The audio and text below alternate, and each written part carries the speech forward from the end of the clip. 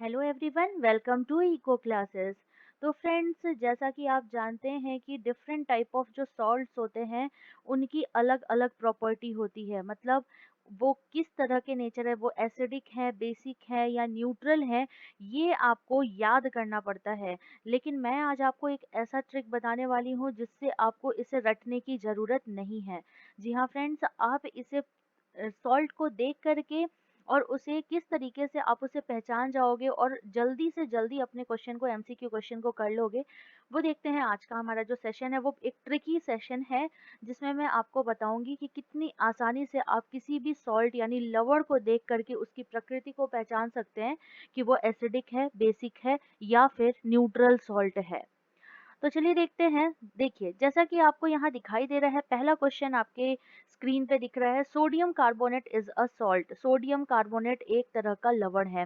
तो पूछ रहा है कि ये किस तरह का लवण है, weak acid strong base, weak acid weak base, strong acid weak base या स्ट्रॉन्ग एसिड स्ट्रॉन्ग बेस से बना हुआ है। तो सोडियम कार्बोनेट का फॉर्मूला आप सभी को पता है। इसका फॉर्मूला होता है Na2CO3, ये इसका फॉर्मूला होता है। अब आपको ये पता करना है कि ये किस तरह का लवण है, किस तरह का ये सॉल्ट है। तो यहाँ पे देखिए, आप इसे पहचानोगे कैसे? तो आपको इसे पहचानने के लिए पहले आपको क्या करना होगा, इसे आयंस में तोड़ना होगा। जी हाँ दोस्तों, ये बहुत ही आसान है। कैसे आप आइडेंटिफाई करेंगे, अभी इस क्वेश्चन का आंसर आप खुद से ही देंगे। तो देखिए, क्या करेंगे, सबसे पहली चीज, कुछ चीजें आपके दिमाग में बैठी होनी चाहिए। वो चीजें हैं क्या चीज? तो पहली चीज ये कि आपको पता होना चाहिए कि जो बेसिक सॉल्ट होता है वो किन चीजों से बना होता है। ठीक है, बेसिक सॉल्ट यानी जिसे हम लोग कहते हैं क्षारीय लवण, हिंदी में हम लोग कहते हैं क्षारीय लवण। तो जो क्षारीय लवण होता है वो किन चीजों से बना होता है? तो वो बना होता है strong base, strong base plus weak acid से बना होता है।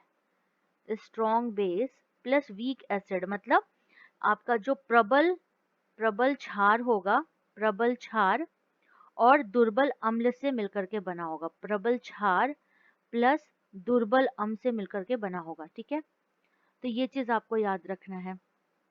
अब देखो यहाँ पे दुर्बल अम्ल से बना होगा, तो अब इसे कैसे आप पता करोगे? तो यहाँ देखिए, जब भी आपका बेसिक सॉल्ट होगा, क्षारीय लवण होगा, तो इसका मतलब उसमें आपको पता होना चाहिए कि स्ट्रॉन्ग बेस आपके पास होगा। ठीक है, अगर हम लोग यहाँ पे एसिडिक सॉल्ट की बात करें, दूसरा नंबर आता है एसिडिक सॉल्ट। ठीक है, तो एसिडिक सॉल्ट का मतलब होता है अम्लीय लवण, अम्लीय लवण। तो अम्लीय लवण अगर आपके पास है तो इसका मतलब जिस तरह का क्षार आपको दिखाई देगा, जिस तरह का लवण आपको दिखाई देगा, उस लवण की प्रकृति में हमेशा प्रबल वही प्रकृति होगी। जैसे एसिडिक सॉल्ट दिख रहा है, तो यहाँ पे क्या चीज स्ट्रॉन्ग होगा? आई होप आपके माइंड में आ चुका होगा कि स्ट्रॉन्ग एसिड होगा। तो जाहिर सी बात है, अगर ये स्ट्रॉन्ग है तो बेस कैसा होगा? वीक बेस होगा। ठीक है, तीसरा पॉइंट आता है जिसे हम लोग कहते हैं न्यूट्रल सॉल्ट, जिसे हम कहते हैं न्यूट्रल सॉल्ट। ठीक है, जिसे हम क्या कहते हैं? उदासीन लवण कहते हैं। उदासीन लवण, हिंदी में हम कहते हैं उदासीन लवण। तो उदासीन लवण को अगर आपको देखना है तो ये किन चीजों से बना होगा? जाहिर सी बात है, जब एसिड और बेस यानी दोनों ही स्ट्रॉन्ग अगर होंगे, दोनों अगर प्रबल होंगे, तो उससे बना होगा आपका उदासीन लवण। तो इसका मतलब यहाँ पे हम इस तरीके से लिख सकते हैं कि ये एक तरह से स्ट्रॉन्ग एसिड का बना होता है और स्ट्रॉन्ग बेस का बना होता है। जब दोनों स्ट्रॉन्ग होंगे तो न्यूट्रल हो जाएगा। ठीक है, जब एसिड स्ट्रॉन्ग होगा तो सॉल्ट की प्रवृत्ति कैसी होगी? एसिडिक होगी। जब बेस स्ट्रॉन्ग होगा तो सॉल्ट की प्रवृत्ति कैसी होगी? बेस की तरह होगी, यानी बेसिक लवण पाया जाएगा। तो ये 3 पॉइंट्स आपको अपने माइंड में बना करके रखना है। दूसरी चीज, अब आपको क्या याद रखना है? कौन कौन से स्ट्रॉन्ग एसिड्स होते हैं, कौन कौन से स्ट्रॉन्ग एसिड्स होते हैं, कौन कौन से स्ट्रॉन्ग बेसेस होते हैं। तो ये अब आपको दूसरा पॉइंट आपको ये दिमाग में रखना है। और ये 2 पॉइंट्स अगर आपको लर्न है तो आप आसानी से आइडेंटिफाई करोगे कि जो आपका जो भी क्षार मिल रहा है वो किस तरह का है।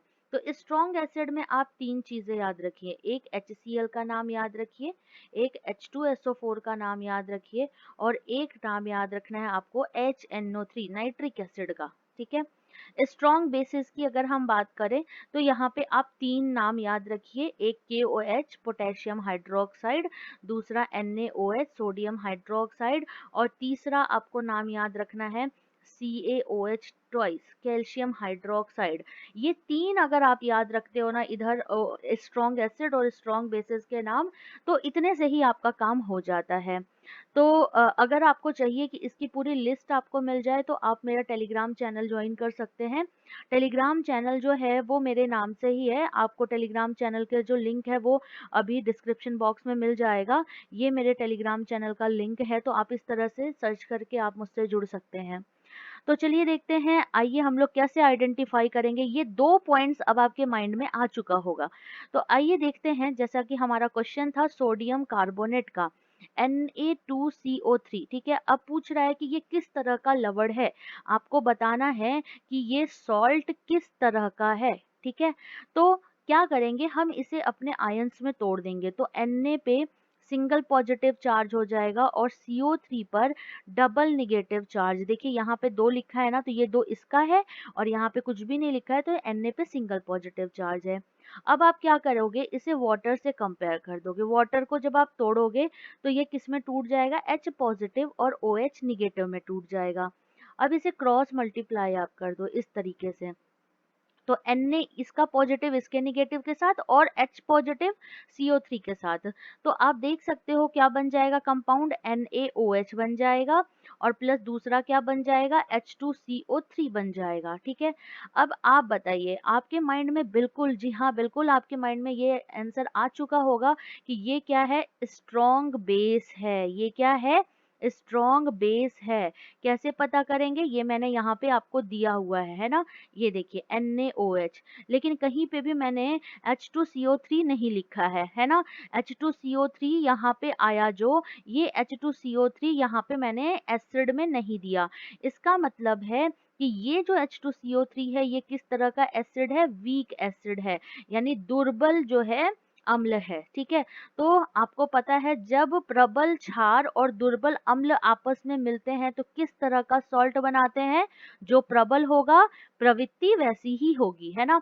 तो इसका मतलब Na2CO3 किस तरह का सॉल्ट हो गया, जी हाँ दोस्तों, आप बिल्कुल सही है, ये एक तरह का बेसिक सॉल्ट हो गया, यानी ये एक तरह का क्षारीय लवण है।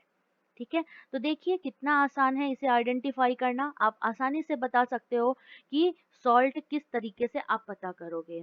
चलिए इसी तरह का एक और क्वेश्चन कर लेते हैं, और इस क्वेश्चन से आपको पूरी तरह से आपका जो भी डाउट है वो क्लियर हो जाएगा। तो ये एक और क्वेश्चन हम लोग कर लेते हैं, Na2SO4।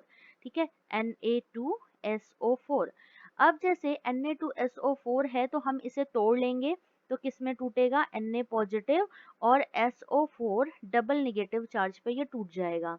वाटर से कंपेयर करेंगे तो वाटर को भी आप तोड़ दीजिए, H positive and OH negative है।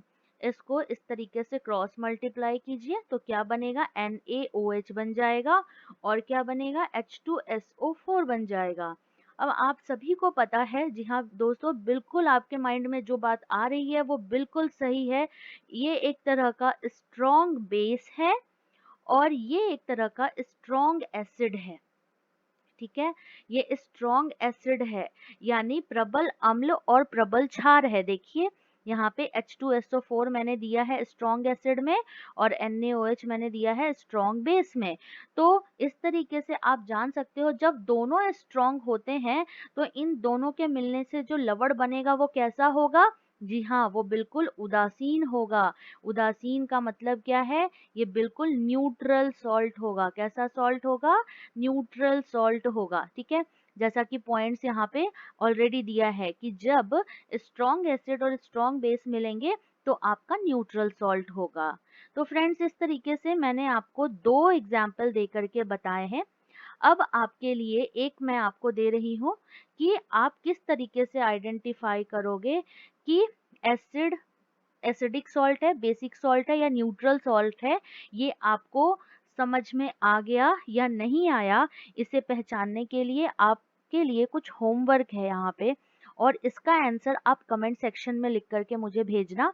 और अगर दिक्कत आती है तो वो भी आप अपने वहाँ पे पॉइंट्स बता सकते हो कि मुझे किस पॉइंट पे दिक्कत आ रही है। तो पहला मैं आपको दे रही हूँ वो है NH4Cl।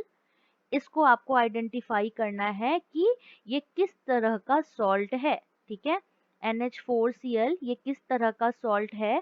एक और आप लिख लीजिए, एक और आपके लिए जो है वो है NaNO3। NaNO3 इसे भी आपको आइडेंटिफाई करना है कि ये किस तरह का सॉल्ट है।